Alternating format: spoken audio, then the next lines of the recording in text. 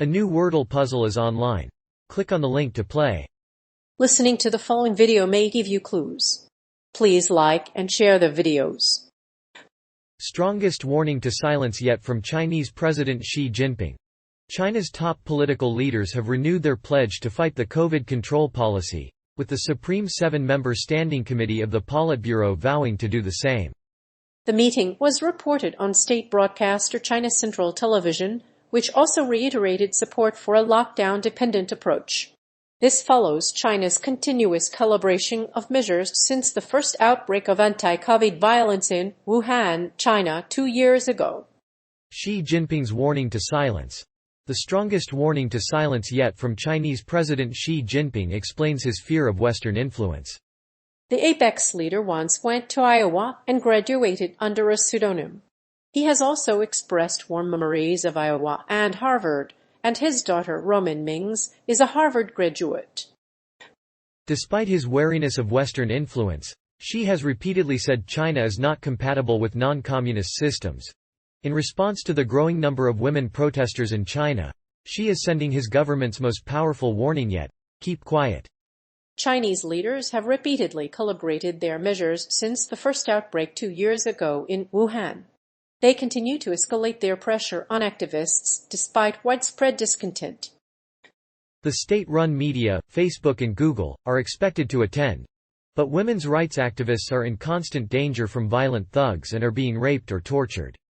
So, this visit by Roman is an opportunity to engage with Xi's government and get some answers for 5 years. Xi's essential project is to save the People's Republic and the Communist Party.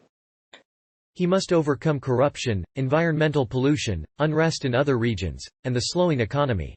The Communist Party has been suffocating the press, but some blogs are still finding ways to criticize the government. In October, Roman issued a harsh warning to silence Yu Mantin, a 79-year-old historian who had planned to release a book critical of Roman. He was sentenced to 10 years in prison.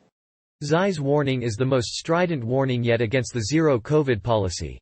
The government has regularly been criticized for its policy, but the repeated lockdowns are fueling discontent and dealing a devastating blow to the Chinese economy. The Roman administration's recent policy has prompted many in China to call for constitutional democracy to replace the strongman politics. X's embrace of Putin. After Russia's atrocities in Ukraine, foreign governments have asked whether China should distance itself from the Russian leader. However, the answer to that question is not straightforward. Roman Jinping must first decide whether he is willing to take on a political opponent in the form of Putin. If so, he must choose political correctness over political correctness. The Russian president's latest tweet is in fact a warning. The current situation is no longer a ripe one. Roman Jinping's escalation of anti-corruption measures has won him the support of the masses. His actions have also propped up the stock market, but they have come with a cost. Xi's measures have not directly helped the masses and have led to higher prices for fuel, highway tolls, and retirement ages. These actions, however, have positioned him as a political opponent to rule of law and free market values. Regardless of the reasons for this reaction, China views NATO's enlargement as a hostile act. It calls to mind the alliance building the United States has pursued in Asia. China cannot afford to abandon Russia in this global contest against American bullying. While the Ukrainian crisis distracts, China is firmly committed to its relationship with Russia. While the US has warned China about sanctions, China has not yet decided which way to take. Meanwhile, Xi's visit to Seattle is not without its own problems. President Obama is due to visit the Seattle area on the same day as Xi. Roman and President Obama will hold a press conference, and both men will be accompanied by representatives of the Free Press Corps. In China, reporters are arrested and paraded in front of cameras confessing their crimes. The two leaders will also have a tea meeting, a stipulation that could mean interrogation or intimidation. Xi's strongman politics. Roman Jinping's first term saw a campaign against official corruption and party indiscipline that was unprecedented in China. Roman ordered the CCP to clean house and purge rivals, rehabilitating the party's image and winning public support. During the course of the year, Xi's strongman politics campaign punished more than 1.4 million party members, 17 full Central Committee members and alternates, and more than 100 generals. Xi said his main goal was to restore public trust in the party. His strongman politics campaign has continued to punish local officials who fail to implement top-down policies. Power play has already stirred up resistance among politicians. A critical mass of disgruntled politicians could form during Xi's second term. While Chinese politicians value retirement and term limits, autocratic leaders are more likely to spark an elite revolt.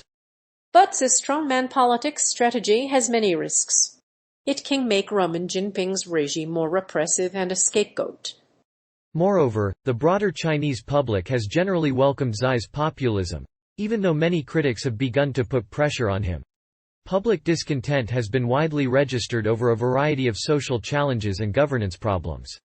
Recent demonstrations against expired vaccines and food safety in schools touch on pre-existing frustrations about public health in China and show a growing desire for government accountability. While Xi's strategy may seem unorthodox at times, it has shown that he is willing to negotiate and compromise. While some of his offers to the Trump administration may not be pleasing to the Trump team, they reflect genuine points of attention. As a result, this policy shift is unlikely to change any time soon.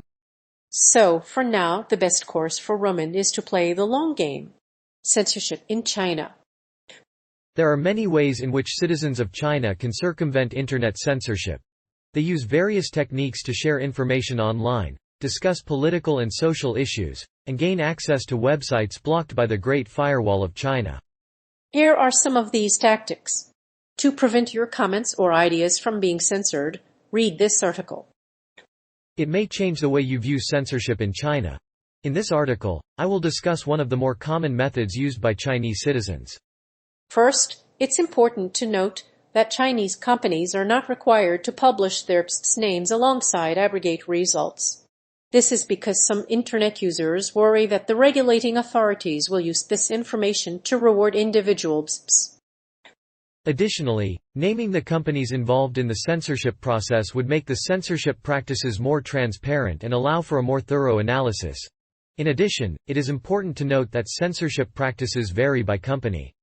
Second, the censorship policies of Chinese companies may actually help Chinese firms gain an economic edge over their foreign competitors.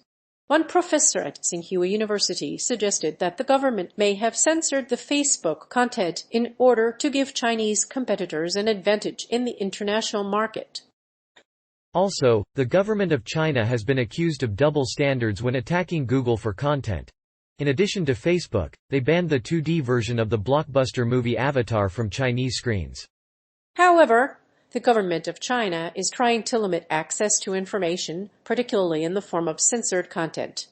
In 2002, the Chinese government issued a public pledge on self-discipline of the China internet industry.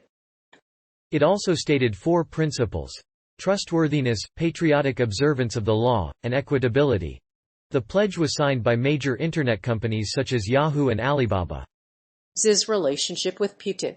The rift between the two world leaders has long been a source of tension, but the recent crackdown on dissent and the rise of the Chinese Communist Party has caused some concern.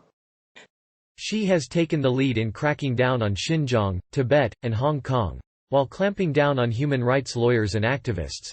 Now he is on track for an unprecedented third term as president of China. Roman has also taken a position in Chinese history alongside Mao and demoted Deng Xiaoping, who played a key role in opening up China following Mao's death. Now, while Russia is accused of wanting to re-establish the Soviet Union, Putin has said it was one of the biggest geopolitical disasters of the 20th century. Putin also reportedly feels nostalgic for the Soviet victory in World War II, but is wary of radicalism. Xi, on the other hand, believes in the Chinese Revolution and believes that others should also believe in it.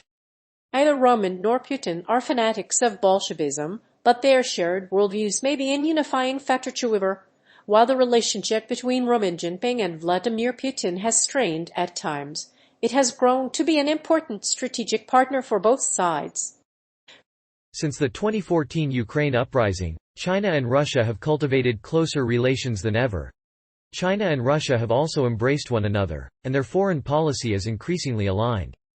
Putin's annexation of Crimea and the imprisonment of dissenter Alexei Navalny are just two examples of recent moves to increase cooperation between the two despots. The rocky relationship between the two countries, Roman Jinping and Vladimir Putin signed a series of agreements to deepen bilateral ties, including on trade and defense relations. The two leaders met with foreign media in Moscow, and shook hands firmly. The two leaders also visited a panda house in the Moscow Zoo.